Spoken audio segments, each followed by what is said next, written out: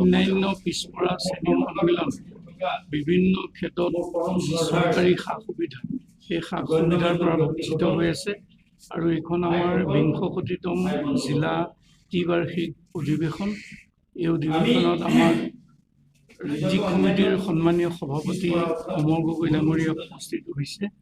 গতিকে আমি আশা ৰাখিছোঁ যে চৰকাৰে কেৱল মাত্ৰ OBCৰ কাৰণে যি নন ক্ৰিমিলিয়াৰ চাৰ্টিফিকেটৰ ব্যৱস্থা কৰিছে সেই ব্যৱস্থাটো যাতে চৰকাৰে প্ৰত্যাহাৰ কৰি আমাৰ OBCৰ যি বিভিন্ন জাতিৰ লোক জড়িত হৈ আছে তেওঁলোকক যাতে বিভিন্ন চৰকাৰী সুবিধা বিশেষকৈ চৰকাৰী চাকৰিত মুকৰলকে ধৰি সুবিধাখিনি প্ৰদান কৰে সেই বিষয়ে ইয়াত আজি আমি বিস্তৃতভাৱে আলোচনা কৰিবৰ কাৰণে এই সভাখন অনুষ্ঠিত কৰিছোঁ।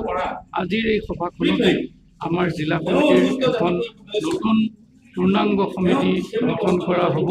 সভাৰ মূলত উদ্দেশ্যখিনি এইখিনি যে আমাৰ নতুন সমিতি গঠন আৰু আমাৰ OBCয়ে শ্ৰেণীৰ যি অসুবিধাৰ সন্মুখীন হৈছে সেই অসুবিধাসমূহ কেনেকৈ আমি চৰকাৰৰ লগত আলাপ আলোচনাৰ মাধ্যমেৰে সমাধান কৰিব পাৰিম তাৰ বিষয়ে আলোচনা কৰিবৰ কাৰণে আমি ইয়াত একত্ৰিত হৈছোঁ।